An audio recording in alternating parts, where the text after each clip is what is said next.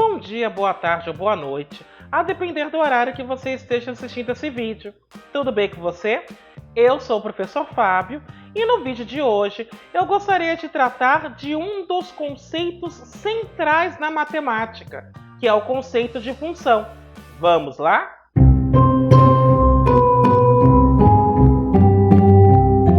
Antes de mais nada, eu vou pedir que você faça os 3 Cs. O primeiro é o de curtir. Aproveita, deixa o seu like, porque aí você já não esquece e ajuda a dar visibilidade para o canal. O segundo C, que é o de comentar, ou seja, utilize a área de comentários para continuar dialogando comigo, apresentando suas dúvidas ou mesmo dando sugestões a respeito de novos assuntos que você gostaria que fossem abordados por aqui. E, por fim, faça o terceiro C. Se você gostar desse vídeo, compartilhe com seus amigos, compartilhe com seus contatos, compartilhe com todo aquele que queira aprender um pouco mais de matemática. Além disso, vou pedir para você clicar no sininho, se inscrever e ativar as notificações. Desta forma, toda vez que sair um vídeo novo por aqui, você será avisado. O objetivo deste vídeo em particular é trabalhar com um dos conceitos centrais na matemática, que é o conceito de função. Uma coisa que é percebida em vários campos de conhecimento dentro da matemática é que, vira e mexe, você se depara com uma função. E o que vem a ser uma função? Qual é o conceito? Qual a ideia? Veja, no primeiro momento, eu vou considerar dois conjuntos numéricos. O conjunto A, que é dado pelos números 0, 1, 2 e 3, e o conjunto B, que é dado por -1, 0, 1, 2 e 3. Antes de formalizar a ideia do que é uma função, eu vou trabalhar com algumas relações binárias. Eu não vou entrar aqui no mérito do que é uma relação binária, como ela é conceituada, mas eu vou deixar no alto da tela, deve estar aparecendo agora, um card para um vídeo no qual eu trabalho com o conceito de relação binária. Aqui eu vou apenas escrevê-las. E em cada relação binária, eu vou identificar, mesmo sem ter formalizado ainda, se estamos diante de uma função ou não. Ou seja, se for uma função, eu vou dizer por quê. E se não for, eu vou apresentar qual é o problema aqui que acaba tornando esta relação algo diferente de uma função. Então, sem mais delongas, vamos às nossas análises. A primeira relação que eu vou avaliar é a relação R, dada pelos pares ordenados do produto cartesiano de A por B, de maneira que o y é igual a x mais 1, ou seja, o elemento que está no B, ele só vai se relacionar com alguém do A se ele for este cara do A somado com 1. Vamos apresentar esta relação. Então, a minha relação R, ela vai ser formada pelos pares ordenados, de maneira que o segundo elemento do par tem que ser o primeiro somado com 1. Veja, o conjunto A era dado por 0, 1, 2, 3. E o conjunto B, -1, 0, 1, 2, 3. Eu vou representá-los com diagramas para facilitar a nossa análise. Então, aqui está o A, que é 0, 1, 2 e 3. E aqui eu tenho o conjunto B, que é dado por -1, 0, 1, 2 e 3. E a relação, neste caso, vou escrever aqui, é y é igual a x mais 1. Então, perceba, neste caso, o 0 estaria relacionado com 1, porque 0 mais 1 é 1. O 1 se relacionaria com o 2. O 2, por sua vez, se relacionaria com 3. E o 3 não se relacionaria com ninguém, Porque, de acordo com a expressão, se houvesse um elemento no B com o qual ele pudesse se relacionar, esse elemento deveria ser o 4. Como o 4 não está no conjunto B, o número 3 não tem relação com ninguém. Portanto, o conjunto R é dado pelos seguintes pares ordenados: o par 0, 1, o par 1, 2 e o par 2, 3. O que eu quero observar é o seguinte, que todo elemento de A, com exceção do número 3, está associado a um único elemento de B. Então, vou escrever isso. Para cada elemento X de A, com exceção do 3,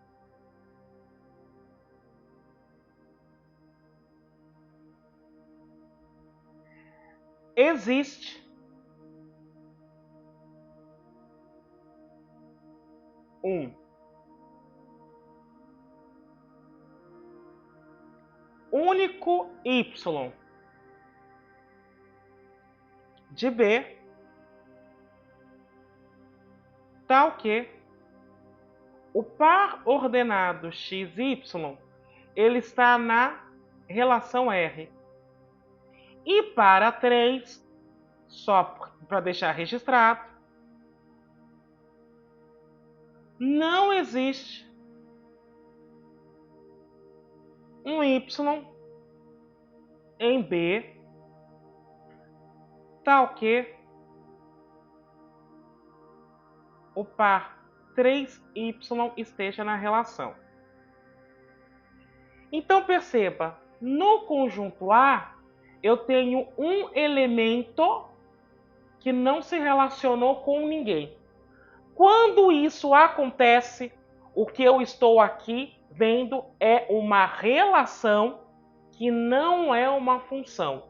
Ou seja, se no conjunto A, o conjunto de partida da relação, sobrou algum elemento sozinho, ele não está ligado com ninguém, quando isso acontece, o que eu tenho não é uma função.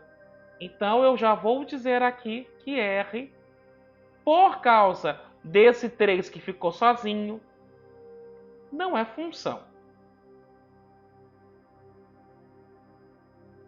Agora eu vou olhar para a relação S. Perceba, a relação S é dada por todos os pares ordenados de A cartesiano B, tais que o y² é igual a x². Ou seja, um elemento de A está se relacionando com um elemento de B quando eu elevo os dois ao quadrado e o resultado dá a mesma coisa. Então, novamente, eu vou primeiro mostrar quem é a relação S.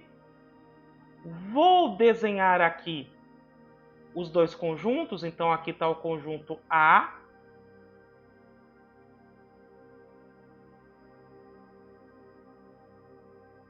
E o conjunto B.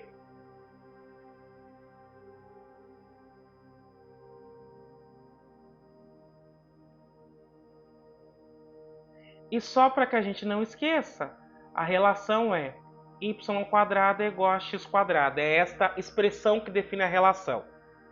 Então perceba, o zero, ele só pode se relacionar com ele mesmo. Porque se o y e o x forem iguais, no momento em que eu os elevar ao quadrado, a igualdade permanece. Então o zero se relaciona com zero. Agora, o número 1, ele se relaciona com ele mesmo, mas ele também se relaciona com menos 1. Porque menos 1 ao quadrado é 1. E 1 ao quadrado é 1. Portanto, o número 1 ele se relaciona com dois elementos. Ele vai se relacionar com menos 1 e com o próprio número 1. Já o número 2, ele se relaciona com ele mesmo. Porque se x e y são iguais, novamente, quando eu elevar ao quadrado, a igualdade permanece. E por esse mesmo motivo, o 3 vai se relacionar com o próprio número 3. Agora, uma vez que eu identifiquei esta relação, eu vou fazer uma observação. Veja só.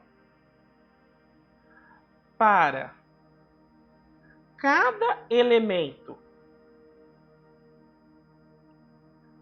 x de A, com exceção do número 1,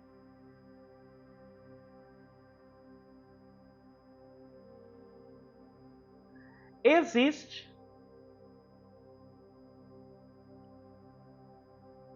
um único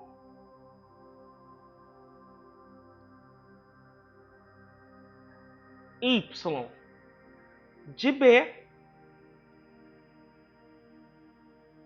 tal que o par ordenado xy esteja na relação S. E no caso de x igual a 1, nós temos que o 1 está relacionado com menos 1 e o 1 está relacionado com 1.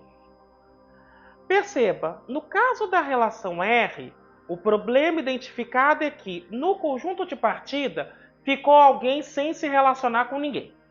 Ficou um cara sozinho ali. Agora, neste caso, ninguém está sozinho no conjunto de partida, ou seja, todo mundo está se relacionando com alguém. No entanto, o número 1 está ligado a dois outros elementos. Ou seja, como eu tenho um número do conjunto de partida que se relaciona com mais de um elemento no conjunto de chegada, esta relação não é uma função. Ou seja, ela não é uma função se sobrar alguém no conjunto A, e também não é uma função se um elemento do conjunto A tiver mais de uma imagem. Então, neste caso, S não é função.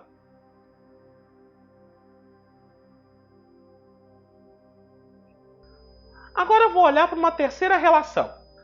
É a relação dos xy pertencendo a cartesiano B, de maneira agora que y é igual a x.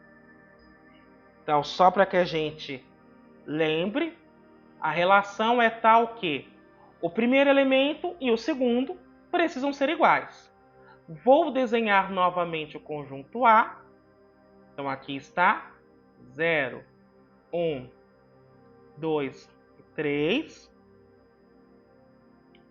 Agora, aqui estou fazendo o conjunto B, que é menos 1, 0, 1, 2 e 3. E vou escrever quem é a relação T.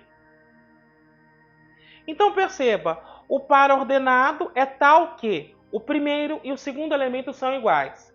Então, veja, o 0 se relaciona com 0. O 1 vai se relacionar com 1. O 2 vai se relacionar com 2. E o 3 vai se relacionar com 3. Agora perceba o seguinte. Para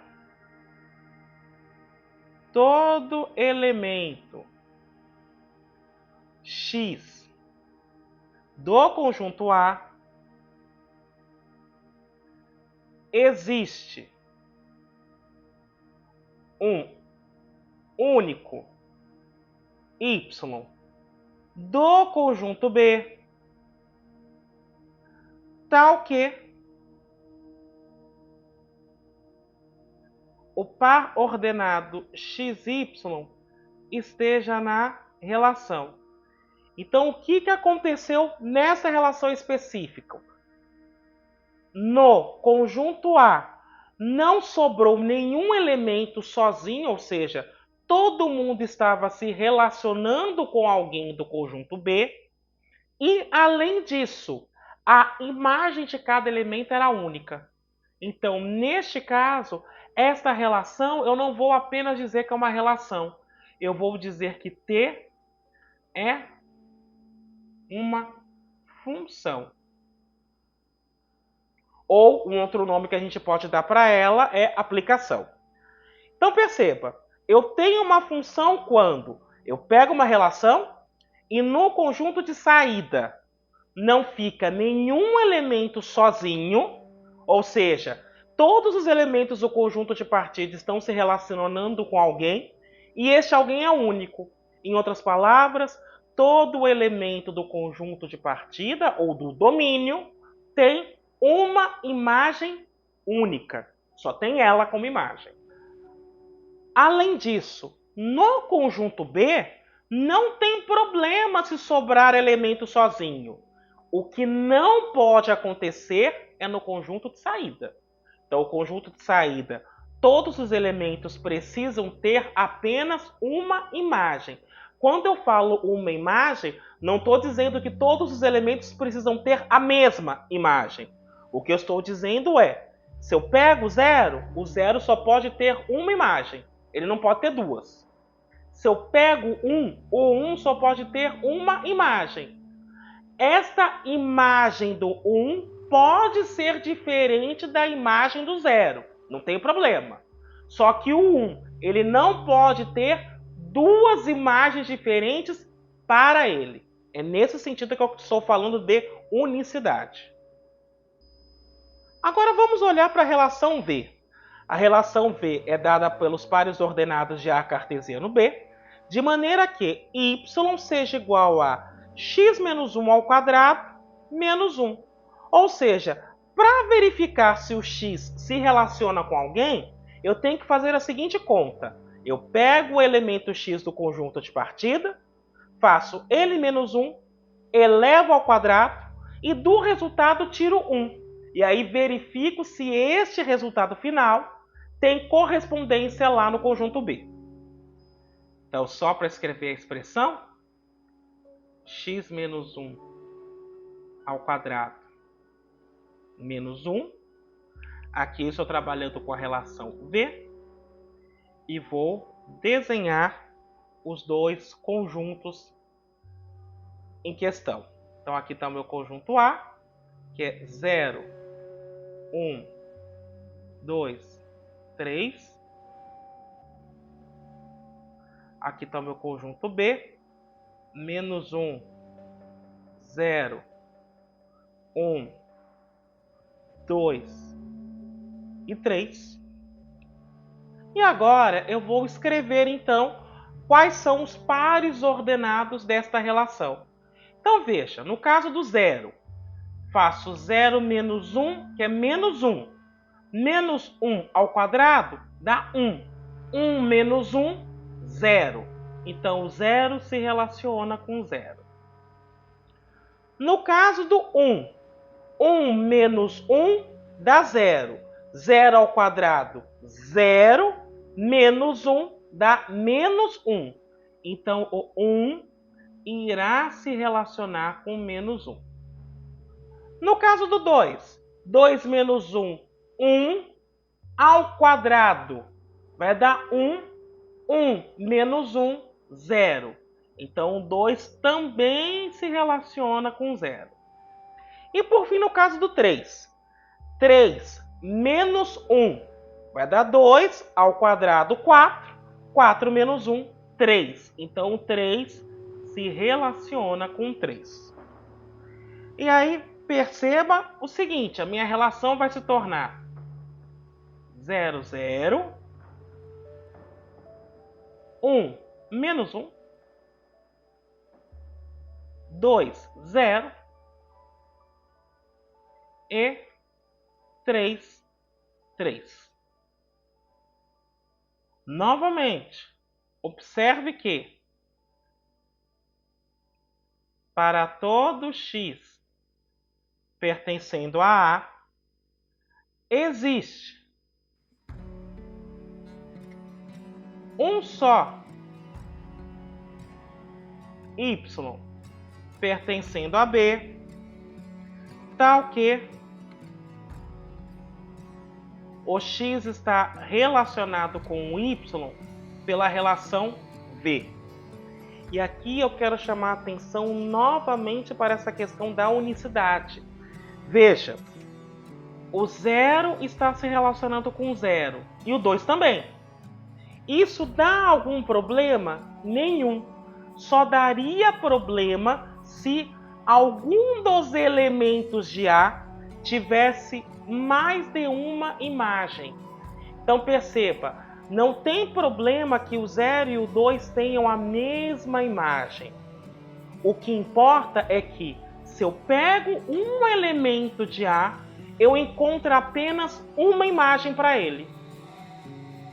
Então, nessas condições, novamente, eu vou dizer que a relação V é uma função.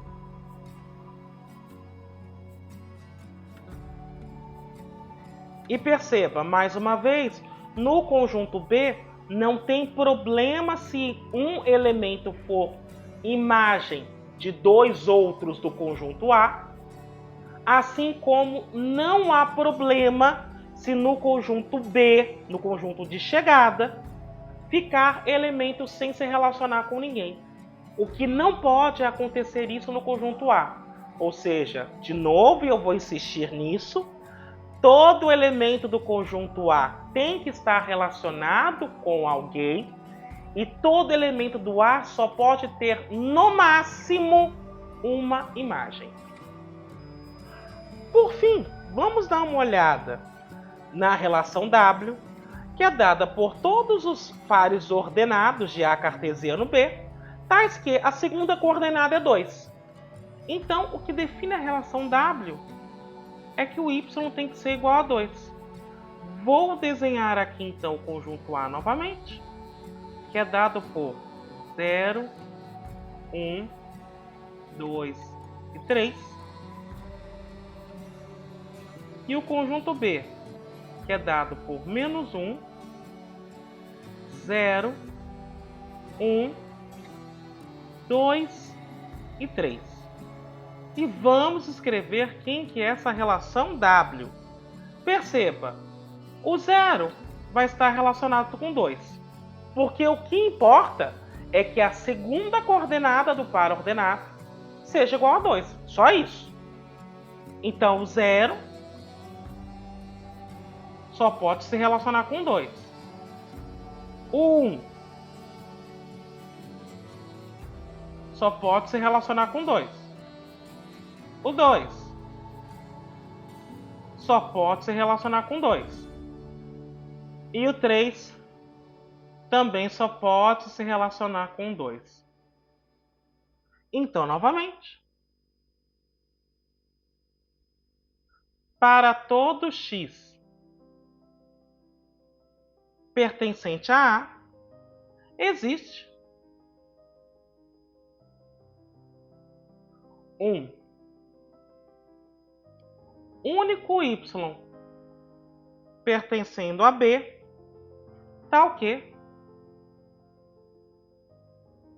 o par ordenado xy esteja em W. E novamente, para reforçar a ideia da unicidade, perceba, todos os elementos do conjunto A têm a mesma imagem. Isso não é um problema, mas perceba que cada elemento do A tem uma imagem apenas. Ele não tem mais de uma. Não importa que todos eles tenham a mesma imagem. O que importa quando eu falo em unicidade, e isso tem que ficar bastante claro, é que cada elemento do A só pode ter, no máximo, uma imagem. Ou seja, ele tem que ter uma imagem e só pode ter uma. Então, nessas condições, como todos os elementos de A têm uma imagem apenas, eu vou dizer que o W também é uma função. Então, uma vez que analisamos estes exemplos, só para reforçar, as relações T, V e W, as três últimas que nós analisamos, são exemplos de aplicações de A em B ou ainda funções definidas em A com imagens em B. Deste modo, qual que é a definição formal de função? Veja, eu vou precisar de dois conjuntos A e B não vazios e uma relação f de A em B. Esta relação eu vou chamar de aplicação de A em B ou função definida em A com imagens em B, se e somente se para todo x de A existe um só y em B, tal que o par ordenado x, y está em F. Em símbolos, você está vendo aqui embaixo como a gente escreve. Em outras palavras, eu vou ter uma aplicação ou uma função de A em B se todo elemento de A tiver uma imagem e apenas uma imagem. Um elemento de A não pode ter mais de uma imagem. Ele tem que ter, no máximo, uma. Precisa existir e tem que ser só ela. Eu não posso ter um elemento do A se relacionando ou tendo mais de uma imagem. Em diagramas, como nós analisamos, uma função de A em B é uma relação na qual todo ponto de A é partida de uma só flecha. Basta observar as últimas três relações que analisamos. É exatamente isso que acontece. Na representação cartesiana, para verificar se uma relação é uma função de A em B, basta traçar uma reta paralela ao eixo y, passando por cada ponto do par ordenado x0, onde o x está em A, e observar se esta reta intercepta o gráfico da relação em apenas um ponto. Se isso acontecer, então a minha relação vai ser uma função. Ficou um pouco confusa essa ideia? Vamos fazer alguns exemplos só para deixar isso mais claro. Então veja, no exemplo 1, eu tenho uma relação que é definida no conjunto A. O conjunto A vai do intervalo fechado, que vai de -1 até 3. Eu vou marcar aqui os extremos no gráfico que foi apresentado, para que a gente possa ter, então, um parâmetro de qual conjunto estamos considerando. E aí eu tenho este gráfico. Como é que eu vejo se eu tenho uma função? Eu vou pegar retas paralelas ao eixo y, então vou colocar pontilhadas, passando por todos os pontos deste intervalo. E perceba, qualquer reta paralela ao eixo y, saindo de um ponto deste intervalo no eixo x, o ponto de partida tem que estar no eixo x, perceba, qualquer reta vai cortar este gráfico, que está desenhado em verde, em apenas um ponto. Quando isto acontece, eu estou diante de uma função. Então, este gráfico, de fato, vai ser a representação cartesiana de uma função. Vamos olhar um segundo exemplo. Eu tenho uma relação de A na reta real. A relação é dada por este gráfico e, no caso, o conjunto A é um intervalo fechado que vai de -2 a 2. Só coloquei dois pontinhos ali em vermelho só para ter o parâmetro no eixo x de onde começa e onde termina o intervalo. Agora perceba o seguinte. Vou pegar uma reta passando por este ponto, que é interior ao intervalo, e eu vou traçar uma reta paralela ao eixo y, passando por este ponto. Perceba que essa reta paralela, não está tão paralela assim, mas perceba que essa reta ela vai interseccionar o gráfico em dois pontos diferentes. Quando isso acontece, e basta acontecer uma vez só, se isso aconteceu ao menos uma vez, ou seja, peguei uma reta paralela ao eixo Y, tracei, e eu encontrei o gráfico da relação em dois pontos diferentes, quando isso acontece, eu não tenho uma função. Portanto, esta relação não é função. Porque na prática, o que eu estou dizendo neste caso é que o ponto que eu considerei no eixo X, como a reta paralela ao eixo Y, passando por ele, encontrou outros dois pontos da relação, eu estou dizendo que este ponto no eixo X, ou seja, este ponto no conjunto de partida, ele tem duas imagens diferentes para ele. E aí, neste caso, eu não teria mais uma função. Um terceiro exemplo. Então, eu vou pegar uma relação, o gráfico está aí na tela. O conjunto de partida é um intervalo fechado de 0 até 4. Então, vou representar aqui os limites desse intervalo. E aí, perceba, este gráfico, eu já estou te falando, não é função. E por que ele não seria uma função? Observe o seguinte. Para que seja uma função, todo elemento do conjunto de partida precisa ter uma imagem. Como é que eu verifico isso? Eu pego um elemento do conjunto de partida no eixo X, traço uma reta paralela ao eixo Y, passando por ele, e para saber se ele tem uma imagem enquanto ação, ele precisa encontrar o gráfico da função em pelo menos um ponto. E observe o que acontece aqui. No caso do 1, se eu traço essa reta paralela pontilhada, perceba que ele não vai encontrar o gráfico da função em nenhum momento. Isso significa que, por essa relação, o número 1 não teria uma imagem. Perceba que é diferente do que acontece com 3.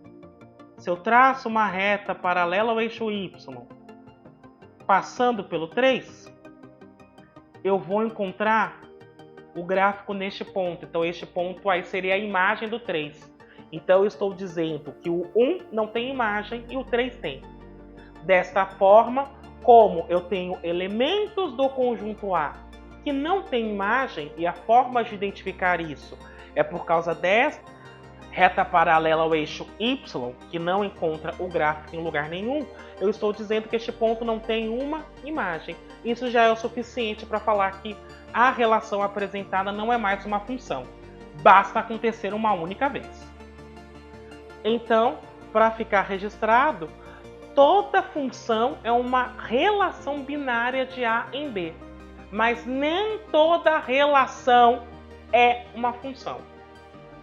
Geralmente, vai ter uma sentença aberta, dada por y igual a f de x, que expressa a lei mediante a qual, dado x pertencendo ao A, determina-se o y pertencente a B, tal que xy esteja na relação. Em outras palavras, o que eu estou dizendo é que, em geral, quando nós estamos trabalhando com funções, vai ter uma sentença aberta que mostra como é que o x se relaciona com o y, ou seja, dado um x no conjunto de partida, com quem ele está se relacionando no conjunto de chegada. É essa sentença aberta que vai indicar isso.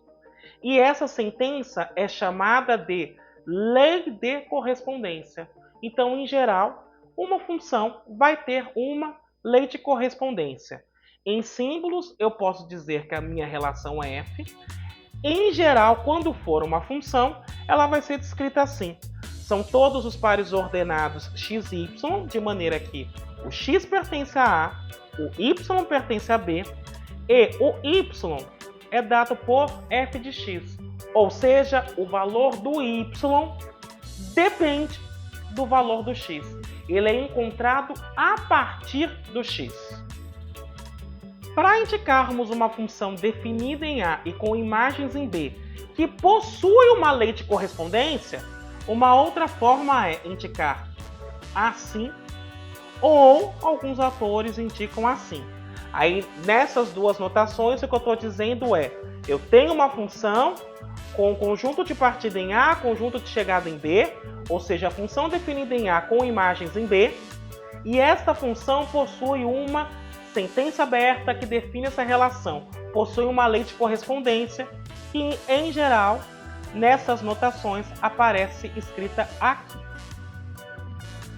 Além disso, se eu tenho um par ordenado de uma função, então o B vai ser chamado de imagem de A pela aplicação F, ou ainda é o valor de F em A. E a gente denota por F de A é igual a B. Então, quando eu falar F de A, o que eu estou querendo dizer, no caso de funções, é o valor de A considerando a função F. Ou ainda, a imagem do ponto A considerando a função F.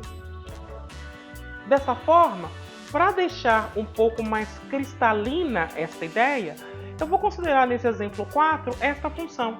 É uma função de R em R, ou seja, da reta na reta, ou dos reais nos reais, que a cada x associa o elemento 2x mais 1. E com base nela, vamos fazer algumas análises. Então veja, quem que seria a f de 0, por exemplo? Então o x está aqui, o x está aqui. Então vou olhar para a lei de correspondência e no lugar do x, eu vou substituir por esse número que está dentro do parênteses. Então a f de 0 será 2 vezes 0 mais 1. 2 vezes 0, 0, mais 1, 1. Quem seria a f de 1? Novamente, vou olhar para a lei de correspondência. No lugar do x, vou substituir por 1 agora. 2 vezes 1, mais 1. 2 vezes 1, 2, mais 1, 3. Quem seria a f de meio? Agora, vou olhar a lei de correspondência e no lugar do x substituo por meio. Então fica 2 vezes meio mais 1. Esse 2 cancela com esse. Então vai dar 1 mais 1, que é 2. Veja quem seria a f de raiz de 2, por exemplo. Olho para a lei de correspondência, no lugar do x coloco raiz de 2. Então fica 2 vezes raiz de 2 mais 1. Quem seria a f de menos 3? No lugar do x, agora eu vou substituir menos 3. Então fica 2 vezes menos 3 mais 1. 2 vezes menos 3 menos 6 mais 1, menos 5. E assim por diante. No exemplo 5, eu tenho uma função de R em R, definida por f de x igual a 2x menos 3 sobre 5. A pergunta é, qual é o elemento do domínio? E aqui perceba, já estou usando o termo domínio como conjunto de partida, porque em relações binárias é este o nome mais técnico para o conjunto de partida, domínio. Então, qual é o elemento do domínio que tem menos 3/4 como imagem? Em outras palavras, eu estou procurando qual é o x que resolve esta equação. Ou seja, qual é o x tal que f de x é igual a menos 3/4. Veja, a f de x é dada por 2x menos 3 sobre 5 igual a menos 3/4. Agora o que eu vou fazer é multiplicar, cruzar, considerando que este menos está associado a 3. Na realidade, o menos está associado à fração inteira, mas, para fins de cálculo, como está associado à fração inteira e 3 e 4 são dois números positivos, eu posso associar o menos a um deles apenas. Que aí, quando eu fizer menos com mais, porque o outro é positivo, continuaria negativo. Então, neste caso, o produto ficará assim. 2x menos 3 vezes 4 é igual a menos 3 vezes 5. Isso então me leva ao seguinte. Vou distribuir o 4. 2 vezes 4, 8x, menos 4 vezes 3, 12. É igual a menos 3 vezes 5, 15. Agora, eu vou passar o 12, que está negativo, para o segundo membro, então ele fica positivo. E eu vou ter 8x é igual a menos 15 somado com 12, isso dá menos 3. E por fim, o 8 que está multiplicando passa dividindo. Então, o x, cuja imagem por essa função é menos 3 quartos, esse x vale menos 3 oitavos. Como nós já falamos em domínio e imagem, só para que a gente possa definir com mais clareza esses conceitos, veja, toda função, como eu disse, é uma relação binária de A em B. Então, por isso, ela tem um domínio e vai ter uma imagem. O domínio, só para que a gente formalize, vai ser o conjunto dos elementos x em A, para os quais existe um y em B, tal que o par ordenado xy esteja na função. Em outras palavras, o domínio vai ser o conjunto todo de partida, é o conjunto A. A imagem vai ser um subconjunto do B. E isso precisa ficar claro agora. E este fato precisa ficar bem transparente agora. Veja, no caso de função, adaptando os termos de relação, domínio é todo o conjunto A. Já a imagem não é todo o conjunto B. A imagem são os elementos de B que estão relacionados a alguém do domínio. Se você observar as 3 últimas relações que analisamos inicialmente em diagramas no começo desse vídeo, você vai ver que em determinados momentos sobravam elementos no conjunto B. Portanto, a imagem não é todo o conjunto B. A imagem são os elementos de B que estão relacionados a alguém no domínio. De maneira mais matemática, são todos os elementos y de B para os quais existe um x de A, tal que o par xy está na relação f, que neste caso é uma função. Ou seja, a imagem é um subconjunto do B. O B em particular, ele inteiro, é chamado de contradomínio. Ou seja, o domínio é todo o conjunto de partida, o conjunto A. O conjunto de chegada eu vou chamar de contradomínio. E dentro do conjunto de chegada eu vou identificar um subconjunto, que é o que eu vou chamar de imagem. É esta a relação entre esses conjuntos. Numa representação cartesiana, nós dizemos que o domínio da função é um conjunto que está representado no eixo x, ou seja, um conjunto das abscissas do gráfico da função, e a imagem é o conjunto das ordenadas, ou seja, ela vai estar sempre relacionada ao eixo y.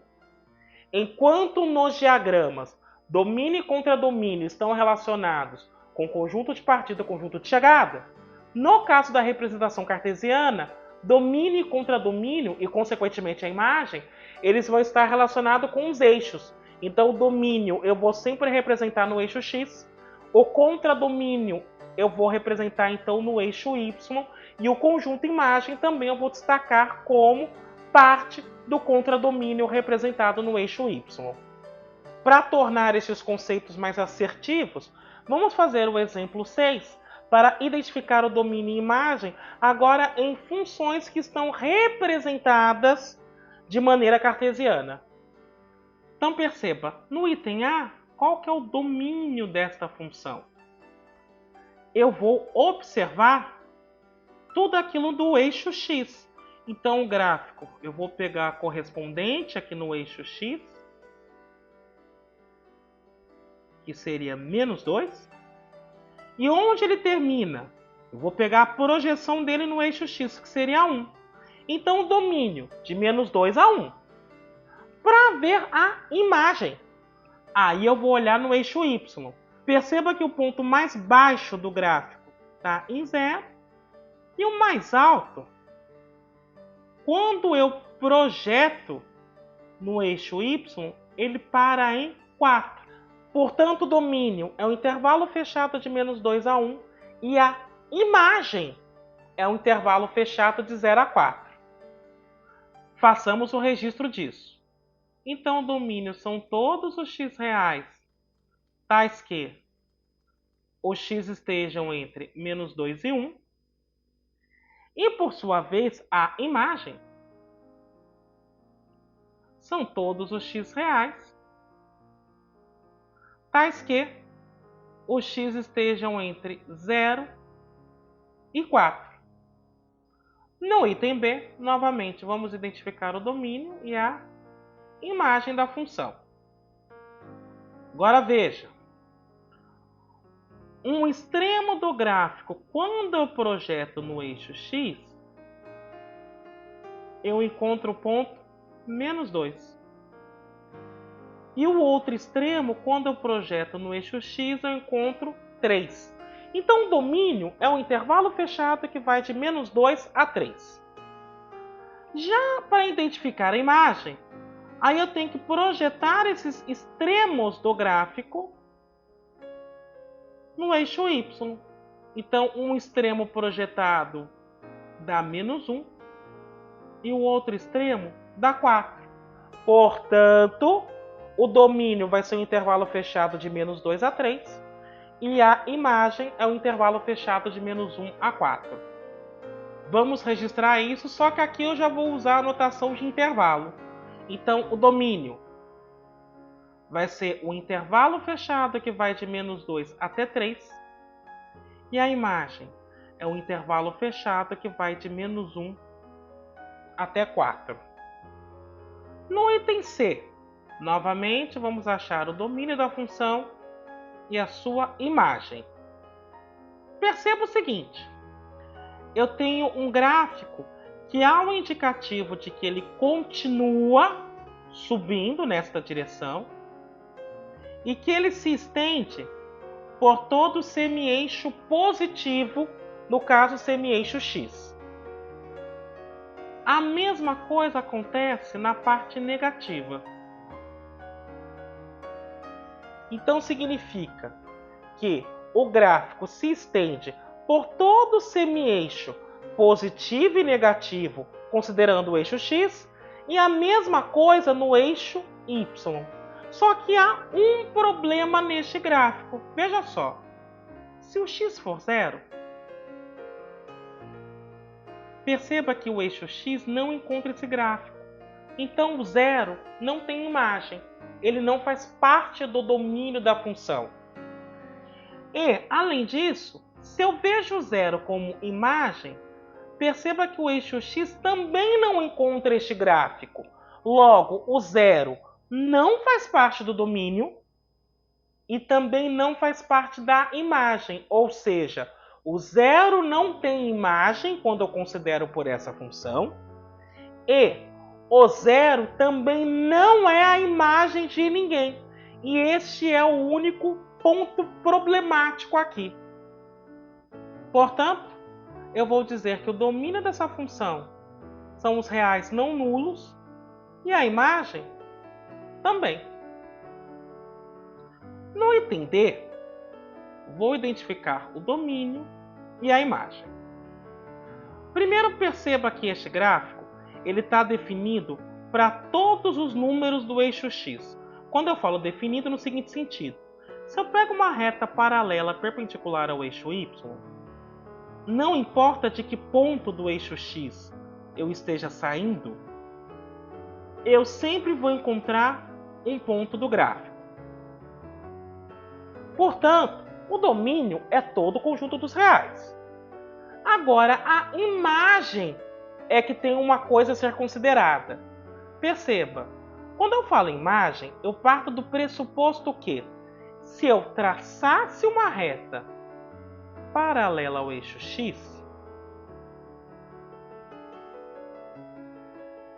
eu ia encontrar o gráfico dessa função. E perceba que isso só acontece para dois valores. Para 2, e neste caso aqui, embora não esteja indicado, para 1. Ou seja, o 2 é a imagem de uma quantidade considerável de pontos e o 1 também, mas somente eles. Portanto, o domínio aqui é todo o conjunto dos reais e a imagem só tem dois valores, 1 e 2. As funções de maior interesse na matemática são as funções numéricas, isto é, aquela em que tanto o domínio quanto o contradomínio são subconjuntos dos reais. Então, estas funções nós chamamos de funções reais, porque a imagem é um número real, de uma variável real, porque o ponto do domínio, o valor do domínio também é um número real. Então, funções numéricas cujo domínio e contradomínio são subconjunto dos conjuntos dos reais, eu vou chamar de funções reais de uma variável real.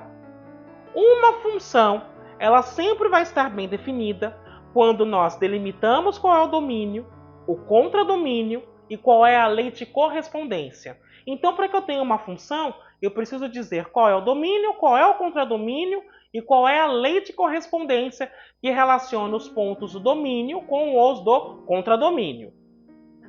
Se nós indicarmos uma função apenas com a sua lei de correspondência, então nós estamos entendendo imediatamente que o domínio é o maior conjunto possível. Ou seja, o domínio, neste caso, é o conjunto dos reais. E o contradomínio, por sua vez, é o conjunto nos quais seja possível calcular o valor dos pontos do domínio. Se, por outro lado, nós vamos indicar uma função real de uma variável real apenas por sua lei de correspondência, ou seja, eu não falo qual é o domínio, não falo qual é o contradomínio, eu só dou a lei de correspondência, então, neste caso, eu vou entender que o domínio é o maior conjunto de pontos possível no qual eu consiga identificar as imagens pela função. Em outras palavras, eu vou dizer o seguinte: o domínio é o maior conjunto numérico no qual, para cada número deste conjunto, eu consigo identificar uma imagem. Para deixar isso mais claro, vamos identificar os domínios de algumas funções. Então veja, no item A, o domínio da função é todo o conjunto dos reais. Por quê? Dado o número real, sempre é possível multiplicá-lo por 2. Então não há nenhum problema com relação a isso. Já no item B, o domínio também é o conjunto de todos os números reais, porque, dado o número real, sempre é possível elevá-lo ao quadrado. É só fazer ele vezes ele, então não há nenhum problema. Já no item C, a conversa muda de figura. Perceba, eu estou fazendo 1 dividido por x, então é 1 dividido por um número. E perceba que isso não é possível sempre. Isso só é possível se este x for diferente de zero.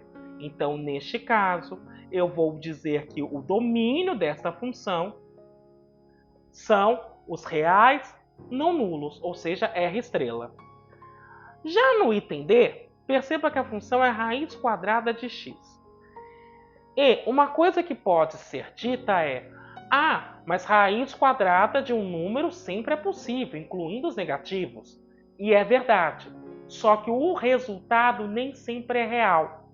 Então, quando nós estivermos falando de domínio de uma função real, de uma variável real, o domínio, se ele não estiver especificado, vai ser o maior conjunto para o qual as imagens sejam sempre números reais.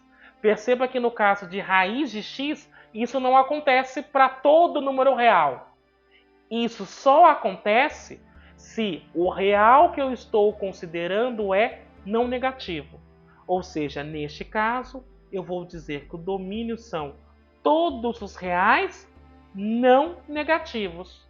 Porque se eu considero os negativos, eu até calculo a raiz, só que o número que eu vou encontrar já não é mais real. E no caso do item E, eu não tenho nenhum problema com relação ao x, por isso que o domínio vai ser todo o conjunto dos reais, porque dentro do campo dos reais, a raiz cúbica de um número real, ela pode ser vista também como um número real. É claro que tem toda uma discussão a respeito das raízes complexas, mas não é disso que eu estou tratando aqui. Perceba que se eu faço raiz cúbica de menos 1, eu encontro uma raiz real neste caso, que é menos 1. Raiz cúbica de menos 8, eu encontro menos 2. Não é a única raiz, mas é possível associar a raiz cúbica com um número real. Então, por isso, eu vou considerar o domínio dessa função como sendo o conjunto de todos os números reais. Então, para que a gente possa encerrar a nossa conversa por hoje, eu quero só apresentar o conceito de funções iguais. Então, dadas as duas funções f de a em b e g de c em d, nós vamos dizer que a função f é igual à função g se e somente se o a for igual a c, o b for igual a d e f de x for igual a g de x para todo x em a. Então, para ficar cristalino isso, duas funções serão iguais se e somente se. Tem que acontecer três coisas. E tem que acontecer as três. Os domínios são iguais, os contradomínios são iguais e as imagens também são iguais. Então, só para deixar um exemplo, eu tenho aqui a função a dada por 1, 2, 3 e a b por menos 2, menos 1, 0, 1, 2. Então, estas funções f e g, que estão definidas aqui embaixo, estas funções são iguais. Vou mostrar isso. Então, o a é 1, 2, 3. O b é menos 2, menos 1, 0, 1 e 2. A f de x é dada por x² menos 1 sobre x mais 1. E a g de x é x menos 1. Então perceba, como a f e a g elas têm o mesmo domínio e o mesmo contradomínio, o que falta verificar se tem a mesma imagem. Então vamos começar a analisar imagem por imagem. F de 1 vai ser 1 ao quadrado menos 1, dividido por 1 mais 1. 1 ao quadrado é 1, 1 menos 1, 0. 1 mais 1, 2. 0 dividido por 2, 0. E a g de 1, por sua vez, vai ser 1 menos 1, que é 0. Perceba que para calcular a imagem de valores na f e na g, o que eu faço é olhar a lei de correspondência e onde está o x, eu substituo pelo número que eu estou avaliando. Vamos olhar agora para f de 2. Então, no lugar do x, tanto na f quanto na g, porque eu vou avaliar a g de 2, nós vamos substituir o x por 2. No caso da f, fica 2 ao quadrado menos 1, dividido por 2 mais 1. 2 ao quadrado, 4. 4 menos 1, 3. 2 mais 1, 3. 3 dividido por 3, 1. E a g de 2, por sua vez, vai ser 2 menos 1, que é 1. E, por fim, a f de 3. Eu vou ter 3 ao quadrado menos 1, dividido por 3 mais 1. 3 ao quadrado é 9, 9 menos 1, 8. 3 mais 1, 4. 8 dividido por 4, 2.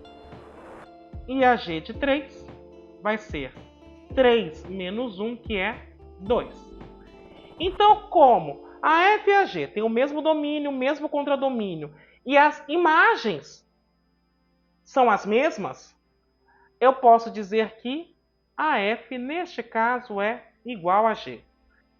E aqui uma coisa que eu quero chamar a atenção é que igualdade não está relacionada com comportamento. Porque perceba, se eu for fazer o gráfico da função f e da função g, pensando no conjunto dos reais como um todo, o gráfico é basicamente o mesmo. Eu não vou desenhar aqui, neste momento, só para não fugir do escopo da nossa conversa, mas o gráfico é basicamente o mesmo. Com a diferença de que, no caso da f, eu não conseguiria desenhar no ponto x igual a menos 1. Porque se eu coloco menos 1 no denominador, ele se torna zero, então eu teria um problema, não haveria como calcular. No entanto, quando eu penso no comportamento dos gráficos dessas duas funções, o comportamento é possível mostrar que é o mesmo, inclusive na proximidade do x igual a menos 1. Então, esta ideia de ter um comportamento parecido pode induzir ao fato de que essas funções seriam iguais. E não, ter comportamento parecido não significa que são iguais. Para ter igualdade de função, tem que ter o mesmo domínio, o mesmo contradomínio e a mesma imagem. No caso do exemplo 9, as funções raiz de x², que é a função f, e a função g de x dada por módulo de x, considerando o conjunto dos reais como domínio e contradomínio, elas são iguais. Porque na realidade é possível mostrar, eu não vou entrar aqui nesse mérito, mas que a raiz de x² é módulo de x. E esta igualdade ela está relacionada com a conceituação da radiciação para os reais. Porque a radiciação só faz sentido para números positivos. E aí a gente estende esta ideia para os números negativos quando eu mostro como é que fica o quadrado de um número negativo. O quadrado de um número negativo fica sempre positivo. Então, quando eu penso no módulo, ele acaba se igualando. Mas, como eu disse, eu não vou entrar em mais detalhes de por que essa igualdade é verdadeira, mas neste momento você aceite a igualdade porque é possível mostrar de fato que isso vale. E aí, por causa disso, eu vou dizer que f e g são iguais. Agora, se eu considero aqui no exemplo 10 a função f de x igual a x e g de x igual ao módulo de x, mesmo tendo o mesmo domínio e o contradomínio, porque aqui eu estou considerando da reta na reta, essas funções não são iguais. Por quê? A f de menos 1 é menos 1 e a g de menos 1 é o módulo de menos 1, que neste caso dá 1. Ou seja, tem um ponto do domínio que tem imagem diferente quando eu considero a f dá uma coisa, quando eu considero a g dá outra. Por causa disso, e basta apenas acontecer uma única vez, isso é o suficiente para dizer que as funções são diferentes. Bem, era isso que eu gostaria de discutir com você hoje. Espero que tenha sido bastante proveitoso. Eu me despeço por aqui e te aguardo no próximo vídeo. Um abraço!